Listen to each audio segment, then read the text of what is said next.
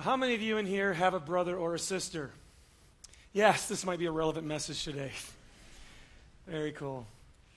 Well, it's interesting when you think about your sibling. Go ahead and do that right now. Just get them in your mind. Your brother or your sister, however many of them you got. What emotion arises immediately when you think about them? I'm sure in a room this size, the range of emotion is huge. On this side, you might be like, you know what, I haven't seen him in 15 years, and I don't care if I ever do again. And then all the way over here, it could be, man, my brother is my best friend, and I can't imagine life without him. And most of us are somewhere here in the middle, struggling with them, loving them, not siblings. And it might be different with different siblings, if you have more than one. And sometimes it's different at different times in our life. But the truth is, you guys, that brothers and sisters, man, they play a huge role in the development of who we are as people. And it's always intrigued me because when we were doing this series and I thought about this message, I go, you know, I don't think I've ever heard a message in church about brothers and sisters. And Susie kind of maybe helped me to see why. The Bible talks a lot about how fathers and mothers are supposed to treat their children. And the Bible talks a lot about how children are supposed to treat their parents. But there really isn't a whole lot of talk about how brothers and sisters are supposed to really treat each other. Now, but there's some great stories. Do you guys know, if you've ever read the Bible, do you know that there's not one family in the Bible who isn't dysfunctional? That is the most encouraging thing to me as a parent, to know that every single story in the Bible about a family, they're all screwed up. And so it always intrigues me when people think the Bible was fabricated. If the Bible was fabricated, don't you think they'd at least put one good family in there for us to follow so we'd know how to do this?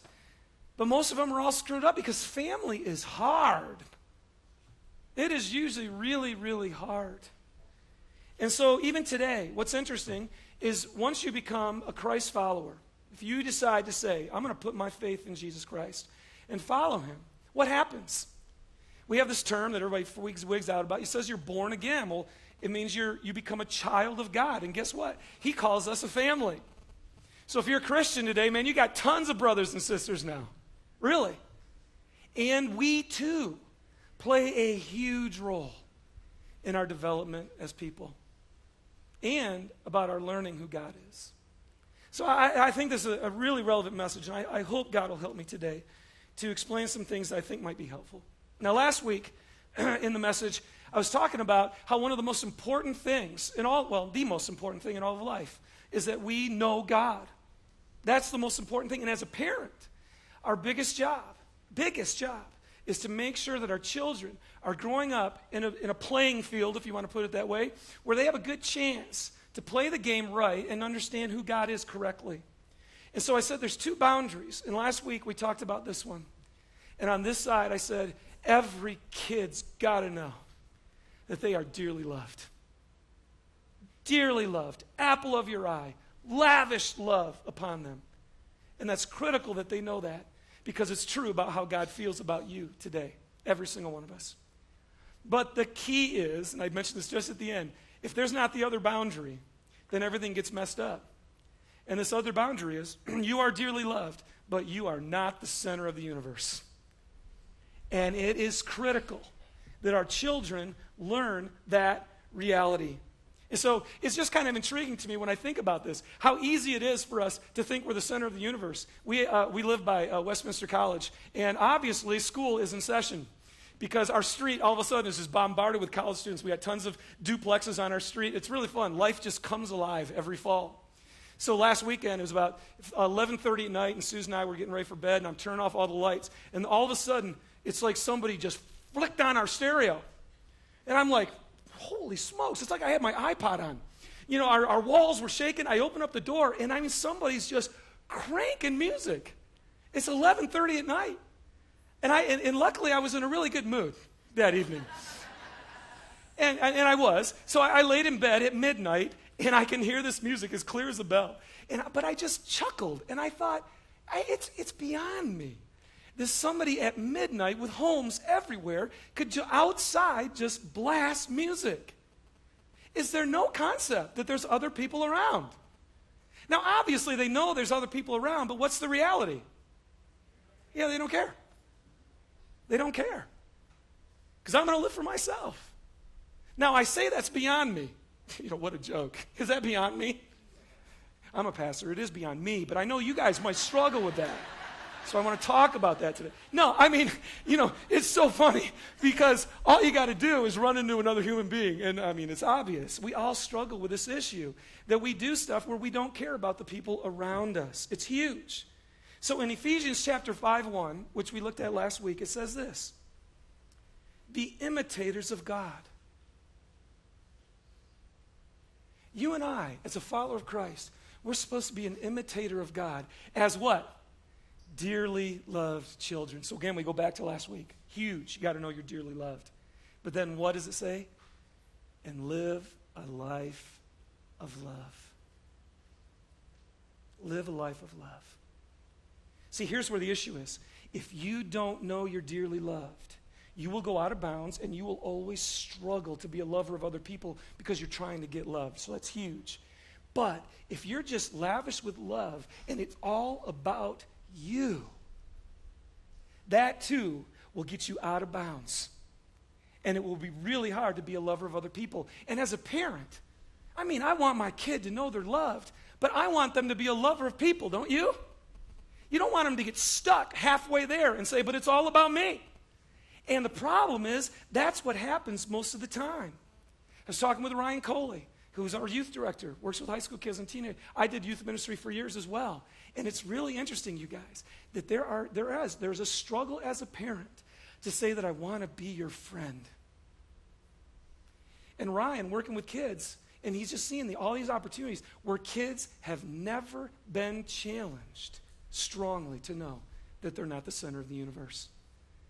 When that happens, struggles happen. Look at this verse, Ephesians chapter 6, verse 4. It says, fathers, do not exasperate your children. Instead, bring them up in the training and the instruction of the Lord. Now, don't exasperate. And the first thing I thought of when I thought about that was this. See, you are dearly loved. Don't be a parent that so gets your kids all frustrated and riled up and angry inside because they don't know they're dearly loved. But then, as I read the rest of the verse, I just started laughing inside. Because, come on, you as a parent, what exasperates your children? Training them. Isn't that what, nothing gets my kids upset more than when I actually train them or I actually put discipline into the mix.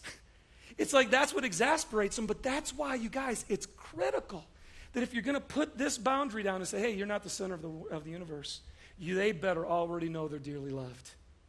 Because this can get hard. It will be hard. It will be painful. In fact, listen to this. What God says in Hebrews 12:10, it says, our fathers disciplined us for a little while as they thought best, but God disciplines us for our good, that we may share in his holiness. And there's this Hebrews 12, amazing chapter. It's been a huge chapter in my life because it also says you have to endure hardship as discipline. It's never pleasant at the time. When God disciplines you, and it also says, don't you know that if you're not disciplined, you're an illegitimate child? Did you know that? So if you're a follower of Christ, guess what? Sometimes when you're experiencing hardship, it's because God is loving you as a son or a daughter. And he's training you up so that you'll share in his holiness, so that you can be like him. And if you're a father, if God is your heavenly Father, that's just going to be part of the plan. So that's what we need to experience. So a couple months ago, our family were with some other families, and Mariah came out, and she was wearing a dress. And you could tell she just thought she was the prettiest thing on earth, She was just strutting. She was very confident. And one of her friends looked at her and goes, yeah, you're not as pretty as she is, though. Now, yeah, seriously, like when you hear that, you could see it just sucked the life right out of her. I'm telling you, that is the time where they need to know they're dearly loved, right? That's the time when, as a dad, you put your cape on, put an S on your chest, and fly in and save the day. You get in there and you let them know. It's like Mariah, and it was great because she went right to her mom, and Susie did the best thing. It was so cool. Mariah had a braid in her hair at the time, and Susie took it out, And so her hair would just flow straight and long, you know. And again, so I'm sitting out there, and Mariah came back out, and she was pretty again. And it was incredible. I went into the bathroom a few minutes later to brush my teeth, and my 6-year-old daughter is sitting there, just adoring her beauty. Yeah. But just, you know, just needing this affirmation. About 15 minutes later, I'm in the other room, and all of a sudden I hear Mariah just screaming and yelling and throwing this huge fit and yelling at her sister, and it's this huge fight. And I go in, I find out what it is, and Mariah wasn't getting her way, right? And so she's like, ah! So I take her and I grab her by the hand, and I go to the back room, and I put her in the thing, and I said, hey, Mariah, you sure are pretty. She's like, yeah, right. God did a great job when he made you. You're really pretty. With your hair like that, it's pretty, isn't it? Yeah. But you know what, Mariah? God, who made you that way, he likes how you look. But what he really cares about is how you act. And out there, that wasn't pretty. That was ugly. That was really ugly. And we can't do that. That is not acceptable. You are dearly loved, and you are not the center of the universe. And our kids have got to know that. They've got to find these two boundaries to figure out how to do that. And here's why, you guys. Because if we don't set this boundary strong and they go out of bounds, if they think they're the center of the universe, you know what that's called? Sin. I mean, in the biblical word of sin, what sin is at its core is a heart that's bent towards itself, that loves itself more than God, that loves itself more than the people around you. And that is not acceptable to God. And if we let our kids grow up that way, they're going to have some struggles. And here's the other thing. What does self-centered living do? That's what destroys every relationship we've got. Every mess in your workplace, every mess within your family is because we're living for ourselves. That's a problem that we got to try to stop and train up our kids in a way so that they do not live for themselves. That's the problem in the world. When there's no compassion in this world, why? When there's no care in this world, why? When nobody helps the other people around, why? Because it's about me. And that's a problem. And all of a sudden you get this life, and we all know people like this or kids like this, where it's a life of expectation. It's a life of entitlement. Well, I've grown up my whole life, and I get whatever I want. So then you go out in the world. Is the world ready to give you whatever you want? No.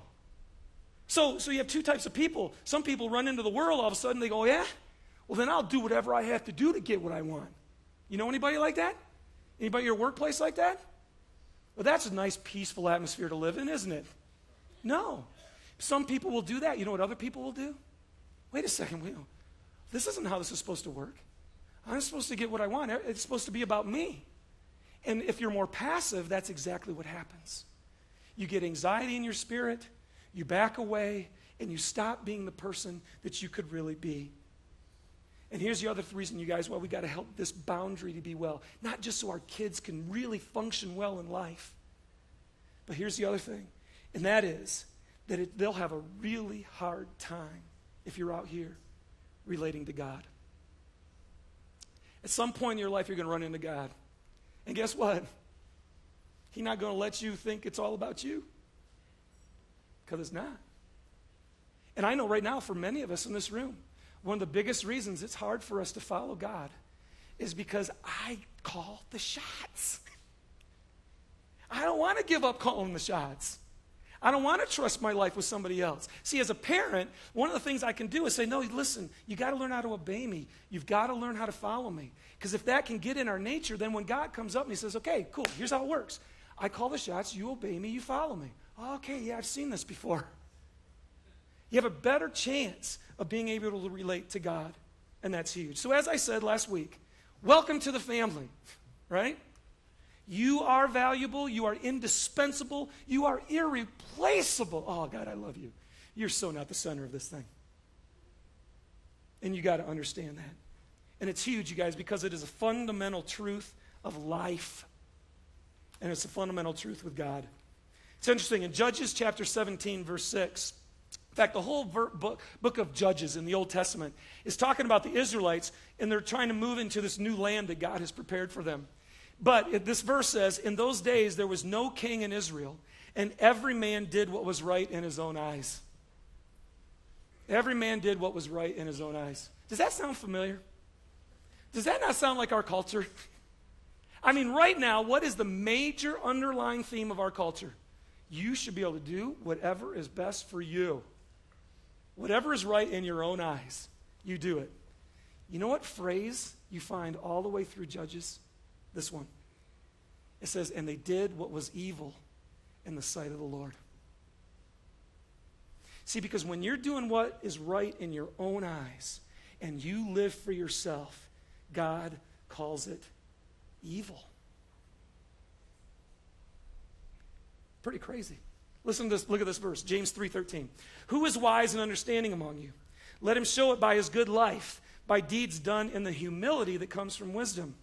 But if you harbor bitter envy and selfish ambition in your hearts, don't boast or deny the truth. Such wisdom does not come down from heaven. It is earthly, unspiritual, and of the devil. Now, let's just stop here for a second. Anybody, don't raise your hands, because I know the answer. Anybody have any selfish ambition in your heart? Come on, think about it right now. Who are you living for? Most all of us, we live at the root for ourselves. And what we need to understand is, you guys, that's not the wisdom of God. See, because that's not love. If I'm living for me, I care more about me than you. That's not love. And God is love. Look at the next verse. For where you have envy and selfish ambition, there you find disorder and every evil practice. You know what's so funny? I read this verse thinking about this message, and I just thought, that's my house. That's my home. I have a 2, 4, and 6-year-old. Anybody else have disorder in your house? Just a few of you. Man, I do. And I thought about that, and I go, why? Well, because Mariah and Ashlyn Caleb, right now at this age, it's all about them. It really is. So last week, right, I shared this really cute little story about Caleb, right, and how I'm praying for him, and he's able to respond to me, and I'm pouring into him. You're dearly loved, you're dearly loved, you're dearly loved. And Susie thought that was probably like the best part of the day, is just to know that. Well, here's the deal with Caleb. Last month we went on vacation, and 2 weeks before we left, he figured out he was 2. I'm telling you, man, that dude has been the sweetest, cuddliest, loving kid. And somebody flipped the switch. Right before vacation of all times. And he finally figured out, I exist. And it started to be all about him. And it's unbelievable to me. And now this huge challenge has come up. And now is the time, right? So yesterday, I'm sitting in my chair, and he's having some conflict with Ashlyn or whatever, and he starts, trudging through the family room, and I go, Caleb, and he just keeps walking. I go, Caleb, and he turns around to me and goes, thank you. And he's got this great little bottom lip, and he just sat there, and I go, Caleb, come here. And he said, and he walked right away from me. I'm like, okay, here we go. So I go, and I grab him, I pick him up, and I walk him into his room, and I stand there with him right in front of his crib, and I'm like, Caleb, do you understand that when Daddy says, come to me, you have to listen to me? He looks right over my shoulder, and he goes, I play with Twain. Look at me. When Daddy says, come to me, do you understand you must listen to me? I play with Twain. One more time. And I go through the whole rigmarole again, and he answers, play with Train. I'm like, okay, great. Stick him in the crib. This is a timeout because you need to listen to your dad. I walk out. 10 minutes later, I come back in. He pops right up. He stands right at the crib, right? And I look at him, I go, Caleb, you understand? When Daddy says, come to me, you must listen to me. And he goes, Mommy first. And I'm like, okay. You understand? When Daddy says, come to me, you must listen to me. Mommy first. Okay, great. See you later. I walk out of the room, give him 10 more minutes, and he's screaming, and crying every time I walk, Daddy, wait, Daddy, wait. And I give him 10 more minutes. This time I walk in the room. He's sitting in the crib. He pops right up. He's got snot all over his face. He's just been crying. And this time I go down, and he looks me right in the eye. I go, Caleb, do you understand? When Daddy says, come to me, you got to listen to me. Yes. Okay. That's better. And what do you need to say? Sorry. Thank you. Pick him up and love on him. Do you understand how critical it is that Caleb, at a 2-year-old, learns that he's not the center of the universe? That when his dad says, come to me, he can't go, hey, yeah, whatever that means. I have no idea. But you can't say that to me. Because if I don't set that boundary, he's going to go outside of that. And guess what? He's going to get in school. Who's a teacher? Doesn't matter who you are. Who's any authority figure? Who's the other? I mean, that's what happens because it's about me. And guess what? When I go, hey, you, I get what I want. And if we raise a bunch of people who are going to live that way, is it not going to be chaos out here? It is critical that we do this. Look at this. And here's the other thing that's important, you guys, is this. So before I go there.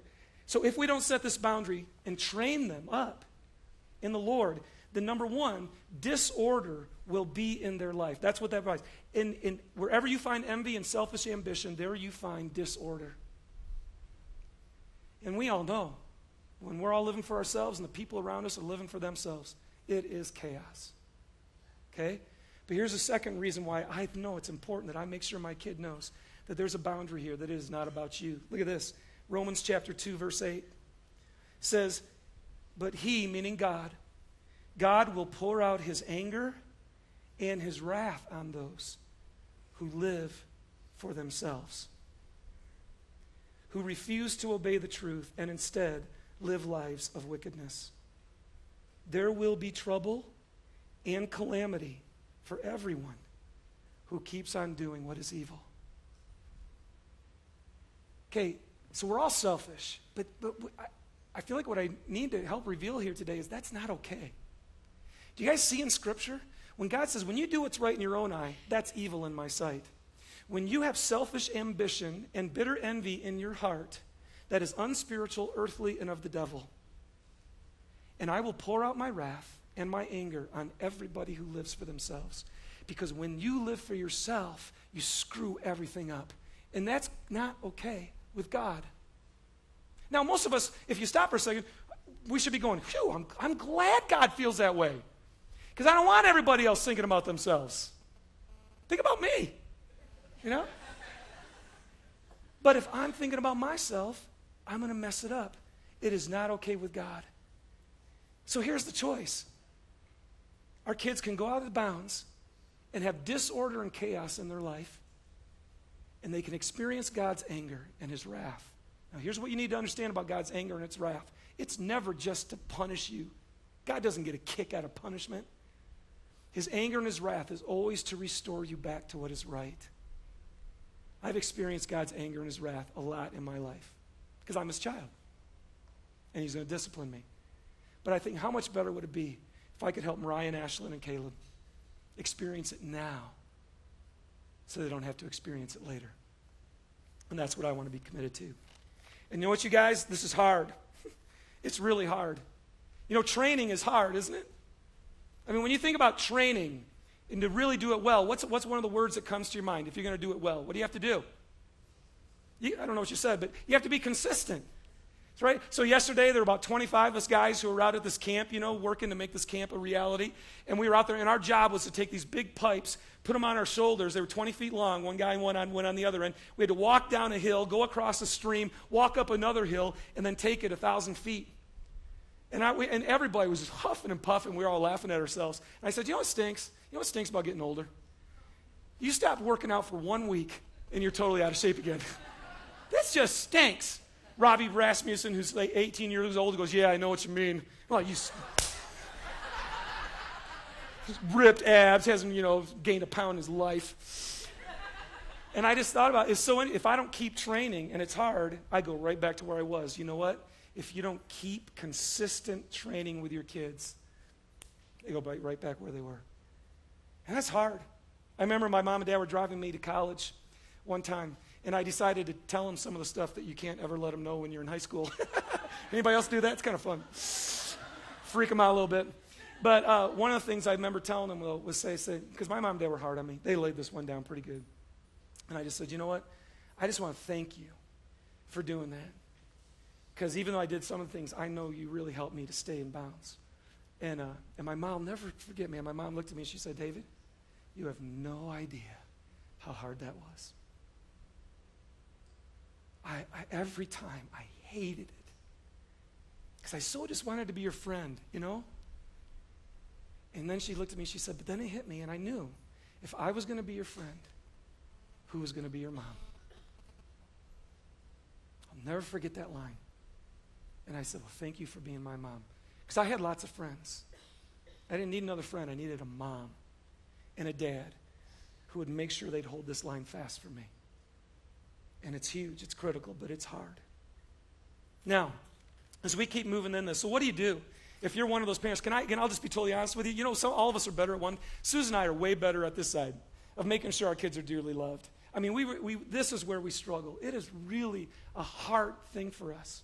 So what do? Well, one of the things that you can do is find the people who do it well and ask them how you do this. Find the kids that when you say, hey, come here, their kids actually come and go, how do you do that? You know, take some notes and learn from those who are good at it. I really encourage you to do that. Okay, so don't come and ask Susie and I because we have no clue. All right? And then read some books, you guys. There's too many to go down the list. But there's some great stuff out there that can really, really help you. Watch Super Nanny, right? You watch that show. It's an incredible show, and you do that. But there's one other thing that you can do if you want to make sure that your kids are learning that they're not the center of the universe, and that is have more than one kid. Give them a brother and give them a sister, and immediately the battle begins. Because it's about me. No, it's about me. You add a third one. No, it's about me. Oh, it's great drama, isn't it? Being a parent with all that. Nothing will bring out selfish ambition or bitter envy better than having more than one kid. Having a brother or a sister. And there's no better training for you are not the center. I think about it. If you're a parent, isn't more than half of your parenting helping your kids figure out how to get along? I mean, that's where a lot of the struggle comes in. And why is this big, you guys? Because we must love God, but we also must love each other. And I think having brothers and sisters is where we are going through the training to figure out how to love each other. And it's huge to God. Did you know this? Listen to these. In 1 John, he says, whoever loves God must also love his brother. And then it says, for anyone who does not love his brother cannot love God. We could just stop there and meditate on that for a while. Excuse me. You can't say that you love God and hate your brother. That's how important this is to God. We must love each other. And it's a key, you guys, too, because then, I guess I said before, you become a Christian, and now you got tons of brothers and sisters. I mean, if you could, just look around. Look at all of us. And we're supposed to love each other. God help us. And he has to. And he wants to. Hebrews 13:1 says this, keep on loving each other as brothers. Well, so if you look back at your family and you go, holy smokes, are you serious? You want me to love him as my brother? Well, man, if we can train him up rightly, then maybe it'll be easier to figure out how to do this when we're together. 1 Peter 1:22, now that you have purified yourselves by obeying the truth so that you have sincere love for your brothers, love one another deeply from the heart. See, this is supposed to be, when you come to a church, it's supposed to be a new community of people. But come on, let's think about it. You go to a church, why are churches all screwed up? Because I'm bringing all my stuff in here. I'm bringing my, however many years of growing up in a home that wasn't perfect, that I learned how the family works, right? And I come in here, and you learn how your family works, and you bring that in. Man, that's why we need lots of grace in here, okay? Because we've got these ruts that we grew up with. And I'm going to get into that just a little bit later. So here we go. Every person on the planet, though, every person was created to experience a brother-sister relationship that really results in unity. That's what God wants every person to experience. And how will we treat our fellow man? Isn't that a great word? Our fellow man. There isn't one human being, except the really warped people, but there isn't one human being who doesn't want to treat their fellow man right. So I think about that and I go, well, so how much in my family, how much of how we know God and how we experience God is happening through how we treat each other? Do you guys know that? The way we treat each other is a way to help us experience God. So I think about my own kids and I go, what are they learning about God? What are they learning about love? And then in this message, what are they going to take out into this world? Mariah's just starting first grade, her first full year, and Ashton's starting preschool, and they're getting in their world. What are they going to bring into their world? Are they going to know how to defer and how to share, how to be kind? Or are they going to walk into their school and go, hey, it's all about me? Oh, it's all about you too. Oh, this will be interesting. Man, I want my kid to grow up in an atmosphere where when they go into the world, they let the world see what God is like, who didn't come to be served, but to serve. So think about this. What matters to siblings? Think about your kids, or think about your own growing up. I just put a list together. What matters to siblings? Here's what matters. That you're not better than me. Number 2, that you don't get more than me. This is my fight in my home every day. That I get to go first, and that I win. That we do what I want to do. That you don't use my stuff or infringe on my territory. That you like the things I like, but not too much because I don't want you to take the things I like. That everyone else treat my brother or sister well because I can hate them, but you can't. Isn't that the truth? Remember that? You can just, somebody else does the same thing. You're like, hey, it's my brother. It's interesting to me. Selfish ambition, you guys, and bitter envy is absolute chaos. But what are we supposed to be? And let's close with this verse. Throw up there, Colossians chapter 3, 12 through 14. What are we supposed to be? What are we supposed to create in our homes? And here, just for all of us in here, what are we supposed to be to here as a family? Brothers and sisters. Look at this verse. Oh, I'm sorry, I got to read this one. Excuse me. All right. Colossians 3:12. Therefore, as God's chosen people, holy and dearly loved, clothe yourself with compassion, kindness, humility, gentleness, and patience. Bear with each other and forgive whatever grievances you may have against one another. Forgive as the Lord forgave you. And over all these virtues put on love, which binds them all together in perfect unity. Let me walk you through this verse just real quick as we close. Colossians 3:12. As God's chosen people. How many of you got to choose your brother or sister? You know, your mom got pregnant. You go, hey, I have an order form that I'd like to put together. No, you have no choice on who this person is that you're going to have to spend 17 years of your life with at least in confined quarters. And then maybe for the rest of your life. You have no choice. God chooses that. And guess what? You know, we don't put an application at the church door here either. Say, you know, we only have certain type of people we want to come to K2. So that we all can get along. It'll be easier that way. No, when you become a Christian, you just get to be part of the family, and there's no choice. And I think that's God's plan. I think God does this so that we get to grow up with people and live in a community like this with people who aren't like us. Because you know what? If you choose who to love and who not to love, that's not God. That's human. That's human love. We love people who are like us. We get along, I'll love you. You're a little odd. You're weird. You're a different social class. You dress differently. We'll just let you hang out with your people. If you're doing that, that's not of God. And I think sometimes he just sticks us with really weird brothers and sisters to train us up, to learn how to love people who are not like us. He chooses. And then he chooses and he says, guess what? You are dearly loved. And then he goes on and he says, so clothe yourself with compassion and kindness and humility and gentleness. And when I thought about those terms, I just go, God, would that not be nice in our home? That our kids would actually learn how to celebrate each other instead of be jealous with each other. It's just weird to me how much jealousy goes on.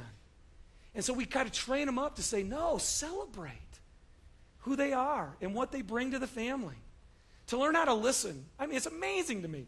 All our home is a chorus of interruption, you know? And they get so angry at each other, but we all do it. It's like, man, if we could actually learn how to listen to someone else, to not be like, you know, like wanting to always get your opinion in, but to be able to do that. And then to how to resolve conflict. You know, I mean, this is a big one, because what do? We got two things. The first thing is my kids come up and they just, as soon as something happens, what do? They run and they tell me. And I think, and then when we get older, what happens? Somebody does something to you and conflict happens, and what do? We run and go tell somebody. Because we didn't learn how to do this in our home. Or you just sweep it under the carpet and pretend everything's okay. Or you fight. That's what you do. Man, there's so much fighting going on. Well, see, if that's not taken care of, then when we get into this place, what's going to happen? We're going to fight, because that's how I do it. Or you're going to sweep it under the carpet, because that's how I learned it. We don't have any problem in my family. Yeah, whatever. And so when we have kids, helping them to know, how do you be compassionate? How to be kind? How do you actually be humble so that you can defer to the other person? See, all that stuff that they're learning right now in our homes is how they're going to treat the people that they meet out in the world. And we have a chance to make it different. And then he goes on, he says, what? Be patient and bear with each other. I love that one. To bear with each other. It means to accept. And then it means to handle people's shortcomings. I love this definition. To sustain without yielding. To hold on or remain firm under a load. I saw, now that's a brother or sister. They can be a load. They can be a huge thorn in your flesh. But when you learn to bear with them, you learn to be patient with them. You learn to accept them. How cool would that be? When we all come in here with all of our stuff, if we were actually trained up how to bear with somebody, if we were trained up with knowing how to be patient with somebody, and then you come in this room and you start to get in a small group with other people, or you meet them and they just start to really bug you, but you've learned, I know how to bear with people. I know how to accept people, because my mom and dad taught me how to do that. It's huge. And then he goes on to say, forgive as the Lord forgave you. Oh, man.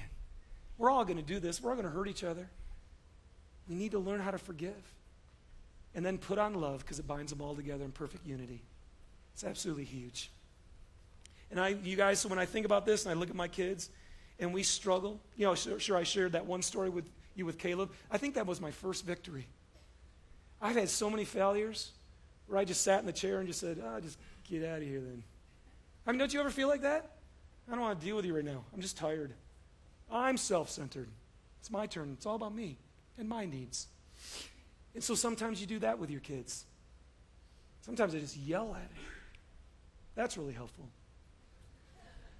You know, that'll be great when Caleb starts thinking about his Heavenly Father. Oh, this is the guy that yells at me. That'll be awesome. I so struggle. It's really hard. But I'm telling you, it's been great to go through this message and think, but I have a chance. I have a chance, and Susie and I have a chance to let them all know they're dearly loved, and to let them know they're not the center of the universe, and to train them up with each other, how to love each other and respect each other, forgive one another, defer to the other person, so that when they get out in the world, they might do the same thing. So band, come on up here. For the rest of my life, I'm going to have to live with like you guys. If you hang out here, a lot of people leave, that's okay. If you decide to hang out here, you're going to have to deal with me. How are we going to do that? It's going to be hard.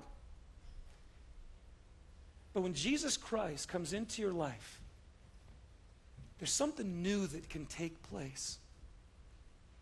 It's very interesting, you guys. If family is done right, it can be a great training ground for life. When family isn't done right, the hope of the church is that we might be a different experience for people. There's a lot of hurting people out there. There's a lot of people who never heard they were dearly loved. There's a lot of people who were never told they weren't the center of the universe, and they're just so caught up in themselves, and it's destroying their life. And here we are, the church, full of messed up people, but who have been saved, who have received what the Bible says, a new spirit, who are being changed step by step, slowly, but we're being changed to be like Christ. What would happen if people could come to K2 the church? And it'll be family, so it'll be messy, there'll be conflict. But what if we could give grace to each other? You know what might happen? We could actually get rewired. Susie was saying that. She goes, it's amazing to me is that I feel like the church has actually helped rewire me to help me love my family better. How cool would that be? And I just want to say, if you're like me, who sometimes you feel like, oh, God, why did you trust these 3 kids to me? and it's hard and exhausting and makes you fight with your wife and all that good fun stuff. You know what the song we're going to sing here is one of my favorite songs to sing to God.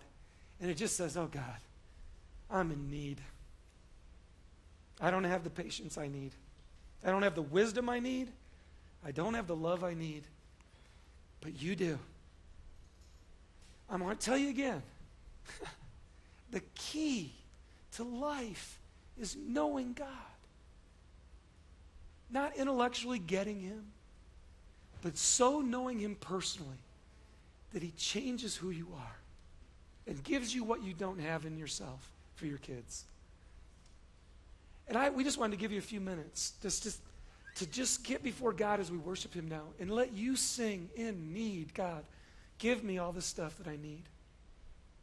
But see, to get that, you have to surrender. That's what it is. So we're going to sing that too. So I'm going to surrender to you, God. Now, go ahead and take my life. Take it. Because that's the only way I'll ever be the person that my kids need, that my spouse needs. And so I'm surrendering. Take me and fill me with who you are. And just so you know, this God up there in heaven is just going, yeah, ask me. I love you. I'm just waiting for you to ask me. Remember, you're not the center of the universe either. I am.